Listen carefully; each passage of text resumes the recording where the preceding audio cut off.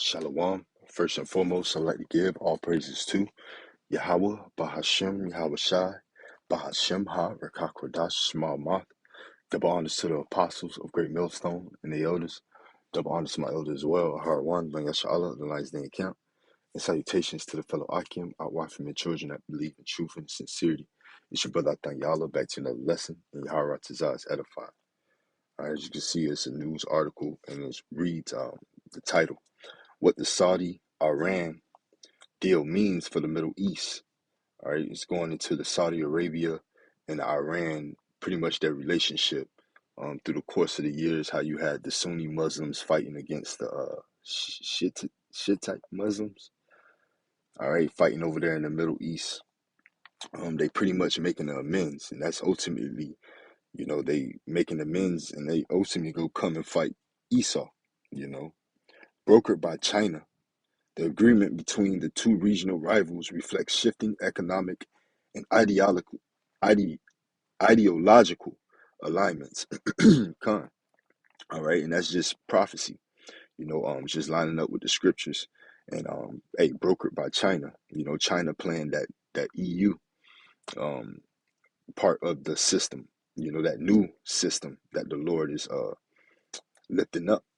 All right, China is going to be the new financier of that system, while Russia is going to be the guard of that system, pertaining to Ezekiel 38. It's a quick read. Last week, Saudi Arabia and Iran announced that they would reestablish diplomatic relations after 7 years of severed ties. The two nations pledged to reopen their embassies and also agreed to begin cooperating in areas such as security and trade. The rivalry between Saudi Arabia and Iran, which is often used as a symbol of the border tensions between Sunni and Shiite Muslims, has been a key feature of politics and conflict in the Middle East. Both have been involved in proxy fights in Yemen, Lebanon, and elsewhere. In Yemen, Saudi Arabia launched an intervention in the hope of restoring a government overthrown by Iranian allies. In Lebanon, the Saudi government forced the registration of the Lebanese prime minister in 2017 and moved thought to be aimed at contacting Hezbollah, an Iranian ally.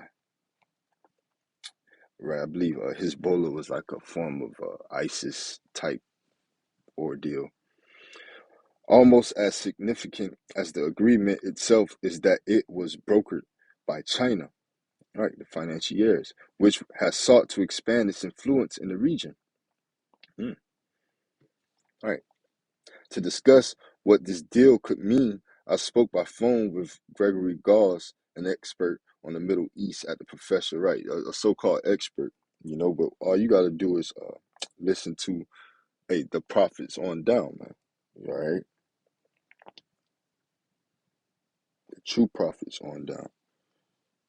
During our conversation, which has been edited for length and clarity, we talked about how Saudi Arabia's leader may be rethinking his country's foreign policy after a rocky few years with the West, whether conflict between Iran and Israel is on the horizon, and why the United States should be less paranoid about Chinese involvement in the Middle East. Why did this deal happen now? It's a reflection of China's increased importance in the Gulf and in the Middle East more generally. Iran is feeling somewhat isolated in the region, and I think it sees more pressure coming from the United States and Israel on the nuclear issue. I don't think that that's necessarily why Saudi Arabia was willing to agree to this now, but it could be why China stepped in to try to prevent some escalation on the nuclear issue. But even if the Saudi Arabia government is less apt to support American-Israeli strike on Iran regarding the nuclear issue, that might not be enough to stop it. Right? And then, you had, they basically making their pacts and choosing their sides and making their alliances, as, Russia was making their alliances with the African nations. All right, Russia is not with America. So, ultimately the only side, if you're not with America, to be on is with China or with Russia. All right, because China and Russia is together with the BRICS nations. All right, and that's where you have Iran into play as well. All right, it's Brazil, um, Russia, Iran, China, Syria. All right, some other nations, I believe, as well. But those are like the main ones. But Iran is they're already in deals and in partnership with Russia and in China. I mean, and with China. So Saudi Arabia, ultimately dealing with Persia, Iran, is pretty much showing which way they swaying to. It reads, China buys more of our oil than any other country. We can't get involved in the United States' efforts to create an anti-China bloc, right? They don't want to be involved with the drama. They want the drama of the merchant man and the grape gatherer, Esau, Edom, who already done rape, rob, and murder throughout the four corners of the earth. The nations are mad, the scriptures say.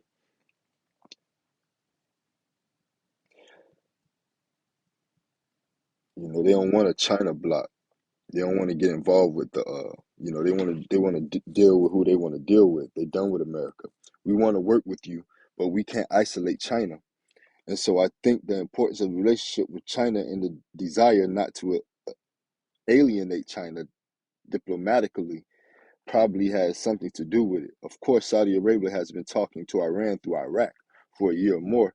So it's not as if this comes completely out of the blue. The thing that comes completely out of the blue is China's central role in the situation. Nah, it's just a good and a big chess move. You know that ultimately they got to wiggle themselves out of. But one of the scriptures I want to start off with is the book of Ezekiel, chapter 38. Just going into and mentioning how Russia is going to be a guard to these nations. One of those nations being Persia. All right.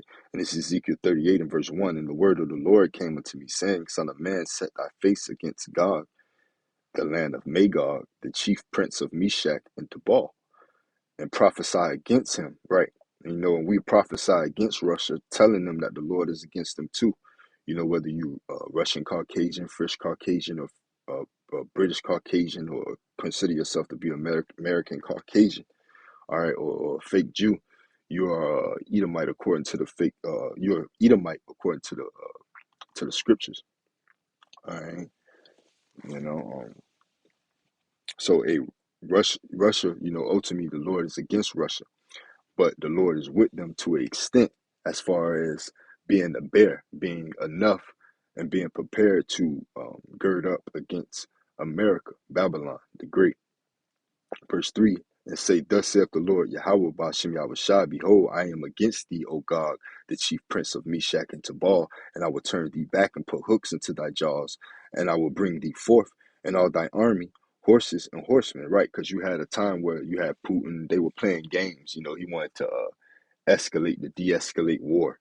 But now, his moves and Trump being in office and his presidency and how things just shifted and how Esau ultimately know he has a short time pertaining to Revelations chapter 12 and verse 12. So he has to ultimately make his move pertaining to his new world order, his fourth industrial revolution, and implementing his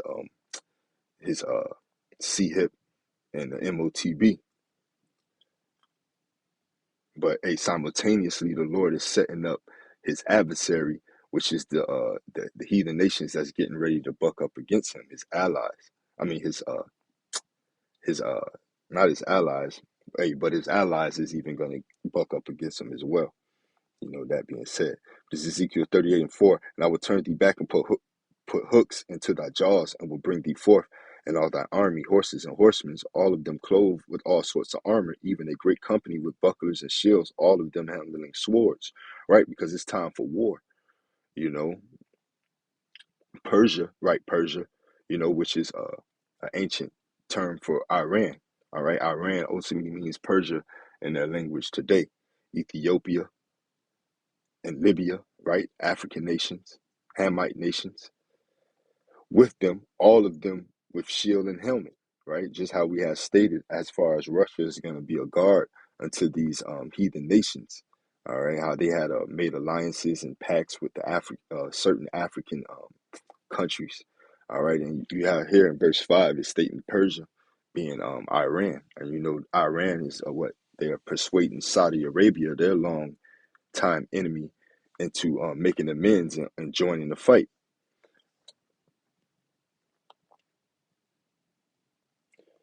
This is the book of Jeremiah, chapter 50 and verse 23, just speaking on them making amends and joining the fight. How is the hammer of the whole earth cut asunder and broken? How is Babylon become a desolation among the nations, right? You know, that the weak say they are strong, you know. They're not no longer scared of the deals and the threats of America. Everybody's playing with nukes. It's a nuclear arms race. So it's fair game. This is Joel chapter 3 and verse 10. Beat your plowshares into swords and your pruning hooks into spears. Let the weak say, I am strong. Right? And that's what they're gonna do. You know, they go turn they go turn down the Quran and really pick up the AK more than ever. You know, and hey, they go fight. You know, the Lord is gonna bring them to the Middle East, man, to fight. You know, the valley of Kidron, Yahweh Shaphat, you know, the Lord's judgment, you know, where he's going to plead with them for the nation of Israel's sake, you so-called Negroes, Latinos, and Native Americans. And that's why the earth is taking the course that it's taking right now for your sakes. All right. So it's imperative for you to wake up and understand what's in front of you, man. Salvation, to be saved out of a trap. All right. That's being set, which is the New World Order. This is Psalms chapter 60 and verse 8. Moab is my washpot, over Edom will I cast my shoe. Philistia, triumph thou because of me, right?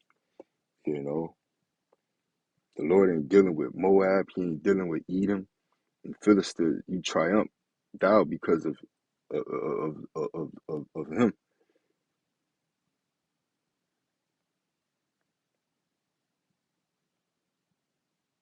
This is Ezekiel chapter 25 and verse 8. Thus saith the Lord Yahweh, Ba'ashem Yahushua, because that Moab and Seir do say, behold, the house of Judah is like unto all the heathen. Therefore, behold, I will open the side of Moab from his cities which are on his frontiers, the glory of the country, Bethshemoth, Baalimmon, and Kiriathaim, unto the men of the east, with the Ammonites, and I will give them in possession. That the Ammonites, and the Ammonites represent the so-called Japanese, and Moab ultimately represent the so-called Chinese today. All right, the children of Lot, unto the men of the east, verse 10, with the Ammonites, and I will give them in possession, that the Ammonites may not be remembered among the nations. And I will execute judgments upon Moab, and they shall know that I am the Lord. You know, the main point in verse 11, you know, the Lord go execute judgments upon Moab, you know, because why? It's the Lord is getting ready to establish his kingdom. You know, everything is getting ready to put in subjection up under unto him, you know, up under his feet. Just as Esau. We know Esau is going to be judged by the Lord because he's the top counterpart. He's the ambassador of the heathen, according to Obadiah chapter 1. But just as well as his counterparts, 2/3 of our people as well, pertaining to John 8 and 44. And just as Moab, man. And this is Hebrews chapter 2 and verse 8. Thou hast put all things in subjection under his feet, for in that he had for in that he put all in subjection to him, he left nothing that is not put under him. But now we see not yet all things put under him. Right. You know, but it's getting ready to be. So, you know, so what that means for Esau, for Edom, all right, for the state of the world and where it's at today and what it's in, pertaining to prophecy, pertaining to the article that we brought out, pertaining to the scriptures, you know, and what lines up to how it's gonna end. All right, Joel, chapter 3. All right, the valley of Kidron, the Middle East, these nations, these heathen nations being drawn to fight, um, you know, against the Lord ultimately, and the Lord's coming. But right now, you have them coming up against the hammer of the earth, you know, to bring it down, you know, like, thus saith the Lord, and for the Lord's sake. But I just want to, you know, just bring that article out pertaining to the relationship with Iran and Saudi Arabia being brought back together. Um, you know, just prophecy being, you know, fulfilled as far as the alliances and the agreements that's being made to where America is going to be the lone wolf at the latter end. But Shalom, Mahabatha, DTA, to the next one.